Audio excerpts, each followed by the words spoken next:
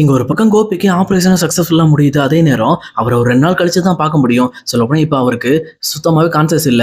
ஒரு 2 நாள் கழிச்சதுக்கு அப்புறம் தான் அவரால எல்லாத்தையுமே ரிப்ளை பண்ண முடியும் அப்படின்னு சொல்லி டாக்டர் சொல்றாரு. இது கேட்டோனே ஓகே அப்படின்னு சொல்லிட்டு எல்லாருமே ஓரளவுக்கு சந்தோஷமாயிடுறாங்க. அதே நேரத்துல ஈஸ்வரியுமே எப்படியோ என் மகனுக்கு எந்த ஒரு பிரச்சனையும் இல்லாம காப்பாத்திட்டாங்க அப்படின்னு சொல்லிட்டு ரொம்பவே கடவுளுக்கு நன்றி சொல்லிட்டு இருக்காங்க.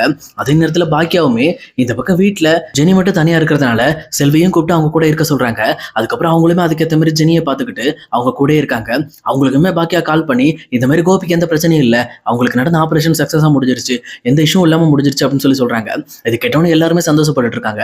ஆனா இன்னொரு பக்கம் ராதிகா தான் இங்க கோபி எங்க போனாருன்னே தெரியாம கிட்டத்தட்ட அவர் போற பாரு, அவர் ஃப்ரெண்ட்ஸ் வீடு, இப்படி இப்படின்னு அவர் போற எல்லா இடத்துக்கும் போய் பாக்குறாங்க. கிட்டத்தட்ட எங்க போனாலுமே அவங்களுக்கு கிடைக்கிற ஒரே பதில் கோபி இங்கெல்லாம் வரவே இல்லைங்க. சொல்லப்போனா ரொம்ப நாளைக்கு முன்னாடி அவன் கால் பண்ணா, அதுக்கப்புறம் எங்ககிட்ட அதிகமா டச் வச்சுக்கிறது இல்லை அப்படின்னு சொல்லிட்டு கோபி வரவே இல்லைன்றது விஷயத்த மட்டும் இங்க எல்லாருமே ராதிகாட்ட ரொம்பவே அர்த்தமா சொல்லிட்டு இருக்காங்க. இதெல்லாம் கேட்டுட்டு ரொம்பவே வெக்ஸ் ஆகி போய் ராதிகாவுமே வீட்டுக்கு வந்துடுறாங்க.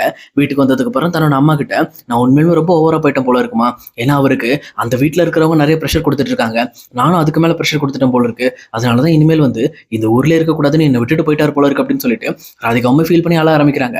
அப்ப அவங்க அம்மாவே இருந்துகிட்டு இங்க பாரு, மாப்பிள்ள அப்படிலாம் பண்ண மாட்டாரு, கண்டிப்பா நம்ம பொண்ணை மனசுல வச்சாவது அவர் நம்ம கூட வந்துருவாரு, நீ தப்பா நினைச்சுக்காத, அவர் கொஞ்சம் ப்ரெஷரா இருப்பாரு, ஒரு 2 நாள் கழிச்சு கண்டிப்பா வந்துருவாரு, நீ ஏன் வருத்தப்படுற, மாப்பிள்ள கண்டிப்பா வந்து நம்ம பேச்சு கேட்பாரு, அது மட்டும் இல்லாம இதுக்கு மேல பாக்கியாவோட வம்புக்கும் போக மாட்டாரு, ஏன்னா அந்த அளவுக்கு பாக்கியா வீட்டுல இருக்கவங்களால அவர் ரொம்பவே பாதிக்கப்பட்டிருக்காரு அப்படின்னு சொல்லிட்டு இந்த பக்கம் ராதிகா கார்தல் சொல்லிட்டு இருக்காங்க.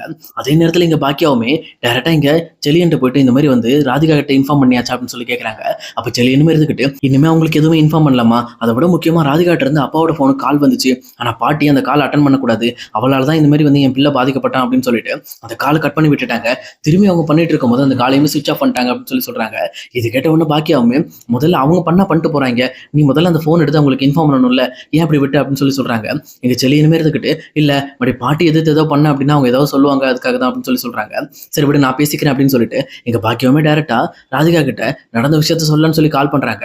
ராதிகாவுமே கால் எடுத்த உடனே சொல்லுங்க பாக்கியா, எதுக்காக கால் பண்ணீங்க அப்படின்னு சொல்லி கேட்கறாங்க. அப்ப ராதிகாவோட மனநிலையை கொஞ்சம் புரிஞ்சுக்கணுங்கிறதுக்காக ஒன்றும் இல்லை ராதிகா, நான் சொல்ற அட்ரஸ்க்கு கொஞ்சம் வர முடியுமா, இந்த மாதிரி நான் ஹாஸ்பிட்டல்ல தான் இருக்கேன், கொஞ்சம் வாங்க அப்படின்னு சொல்லி கூப்பிடுறாங்க. ராதிகாக்குமே ஒண்ணுமே புரியல, ஒண்ணுமே தன்னோட மனசுக்குள்ள எதுக்காக பாக்கியா நம்மள ஹாஸ்பிட்டல் கூப்பிடுறாங்க, ஒருவேளை அவங்களுக்கு ஏதோ பிரச்சனையா இருக்கும் அப்படின்னு சொல்லி யோசிச்சுட்டு சரிங்க பாக்கியாக்கு ஹெல்ப் பண்ற நோக்கத்துல தான் இந்த பக்கம் வந்து ஹாஸ்பிட்டல் வராங்க.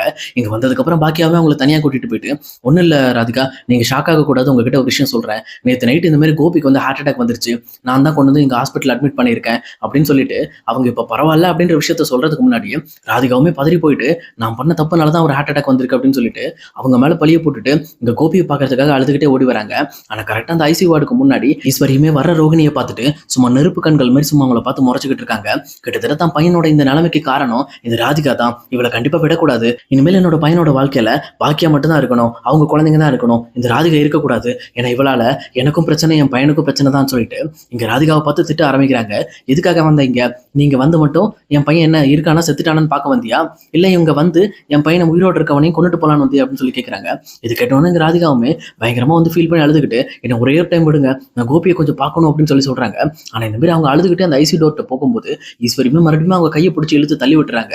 இங்க பாரு, நீ என் பையனை பார்க்கவே கூடாது, என் பையன் வாழ்க்கை விட்டு நீ தயவு செஞ்சு போயிடு, என் குடும்பம் இவ்வளவு நல்லா இருந்துச்சு, என்னைக்கு என் பையன் உன்னை கல்யாணம் பண்ணணும் அன்னையில இருந்து என்னோட குடும்பத்தோட ஒவ்வொரு இடமும் பயங்கரமா அடி வாங்கிட்டு இருக்கு, என் குழந்தைங்கள்ல இருந்து என் வீட்டுக்கார் வரைக்கும் எவ்வளவு வருத்தப்பட்டிருக்காங்க தெரியுமா, இதுக்கெல்லாம் காரணம் என் பையன் தான் நினைச்சிட்டு இருந்தேன், ஆனா என் பையனை தூண்டி விட்டுட்டு இருக்க நீ தான் என் பையனோட வாழ்க்கையை கெடுத்துட்ட, அது மட்டும் இல்லாம பாக்கிய வீட்டுல இருக்கிற எல்லாரோட வாழ்க்கையை நீ தான் கெடுத்துக்கிட்டு இருக்க அப்படின்னு சொல்லிட்டு இந்த பக்கம் ராதிகா மேல இல்லாத பொல்லாத பொலியெல்லாம் போட்டுட்டு இருக்காங்க. சொல்லப்போனா இதை பார்த்துட்டு இருக்க செலியன் எழில் அது மட்டும் இல்லாம இனியாவுக்குமே என்ன சொல்றதுன்னே தெரியல. அப்ப டேரக்டா இந்த பக்கம் பாக்கியா வந்து முதல்ல நிறுத்துங்க அத்தை, எல்லா விஷயத்திலையும் வந்து உங்க பையனை தூண்டி விட்டது ராதிகான்னு சொல்லி சும்மாவா பேசிட்டு இருக்காதீங்க, உங்க பையன் ஒன்றும் சின்ன பையன் கிடையாது, சொல்லப்போனா அவர் தான் எல்லா விஷயத்திலையும் இந்த மாதிரி யோசிச்சு நம்மளுக்கு போட்டியா பண்றன்ற பேர்ல நம்ம மேல பொறாமப்பட்டு நம்மளை அழிக்கணும்னு முடிவு பண்ணாரு. சொல்லப்போனா இதுக்கும் ராதிகாக்கும் எந்த ஒரு சம்பந்தமும் கிடையாது, நான் பார்த்த வரைக்கும் ராதிகா எல்லா இடத்துலையுமே ரொம்பவே போல்டா ஹானஸ்டா நின்றுருக்காங்க, எந்த இடத்துலையுமே கோபியை தூண்டி விட்டோம் அதே நேரத்துல டபுள் கேம் விளையாண்டு நான் பார்த்ததே கிடையாது, இதை விட முக்கியமா அவங்க நியாயமா இருக்கிற இடத்துல நியாயமா பேசதான் செய்யறாங்க, கோபி எவ்வளவு தப்பு பண்ணிட்டு வரும்போது கூட அவங்க கண்டிச்சிருக்காங்க, இந்த விஷயத்த நானுமே கவனிச்சிருக்கேன், பட் ஆனா இன்னைக்கு நீங்க ராதிகாவை குறை சொல்றது தப்பு, கண்டிப்பா உங்க பையன் தான் இதுக்கெல்லாம் காரணம், நீங்க உங்க பையன் சரியானதுக்கு அப்புறம் அவர் கிட்ட போய் இந்த விஷயத்த சொல்லுங்க, முதல்ல வழி விடுங்க, ராதிகா போய் பார்க்கட்டும் அப்படின்னு சொல்லிட்டு அந்த ஐசி டோர் வழியா இங்க கோபியை பார்க்க வைக்கிறாங்க. அப்போ கோபியுமே இந்த பக்கம் ஆக்சிஜன் மாஸ்க் போட்டு அவருமே ஆபரேஷன் முடிஞ்சதுனால மூச்சு விட்டு விட்டு இழுத்துக்கிட்டு இருக்காரு. இதை பார்த்து ராதிகாவுமே பயங்கரமா அழ ஆரம்பிக்கிறாங்க. என்ன மன்னிச்சிருங்க பாக்கியா, சொல்லப்போனா அவர் நேற்று நைட் எனக்கு கால் பண்ணியிருந்தாரு. நான் அவர் மேல இருந்த கோபத்துல தான் இந்த போன் எடுக்காம விட்டுட்டேன். நான் போன் எடுத்திருந்தேன் அப்படின்னா இந்த அளவுக்கு ஆபரேஷன் லெவலுக்கு வந்திருக்காது, ஈஸியாவே முடிஞ்சிருக்கும் அப்படின்னு சொல்றாங்க.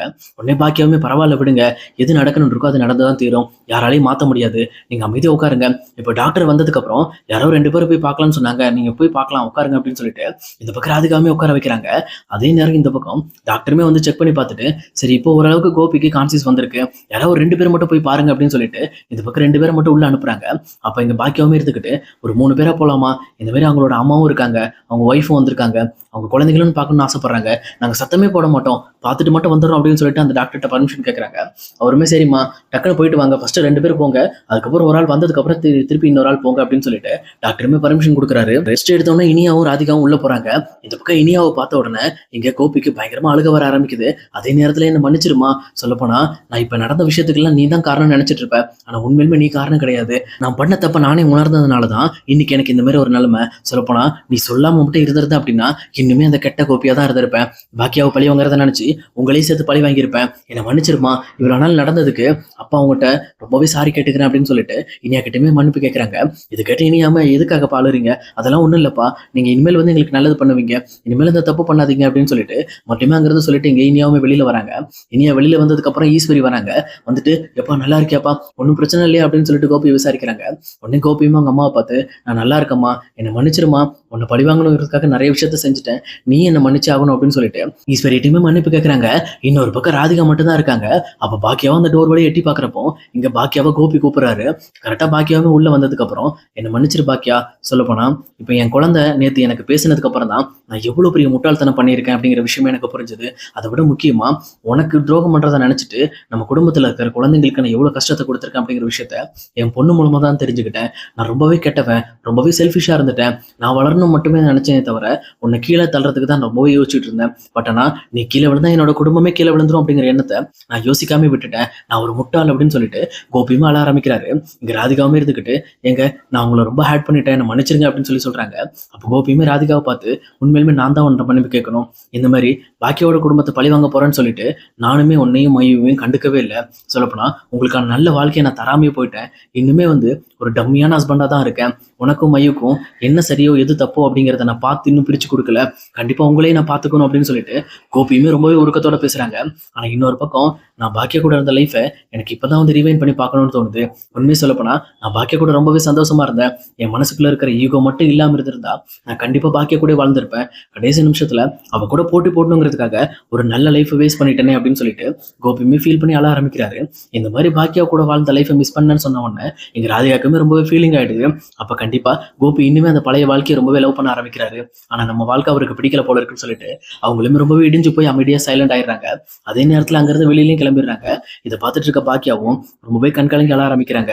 பரவாயில்ல, நான் உங்களை எப்பவுமே வந்து கோவப்பட்டதே கிடையாது, நீங்க பண்ற எல்லா விஷயமும் எனக்கு விளையாட்டுத்தனமா தான் தெரியும், நான் உங்களை எப்பவுமே வந்து ஒரு குழந்தை மாதிரி தான் பார்த்திருக்கேன் அப்படின்னு சொல்லிட்டு பாக்கியாவுமே ரொம்பவே ஒருக்கமா பேசிட்டு நீங்க அப்புறம் பேசிக்கலாம் வாங்க அப்படின்னு சொல்லிட்டு அங்கிருந்து வெளியில கிளம்பிடுறாங்க. இதை பார்த்தோன்னே கோபிக்குமே ரொம்பவே கண்கலங்க ஆரம்பிக்குது.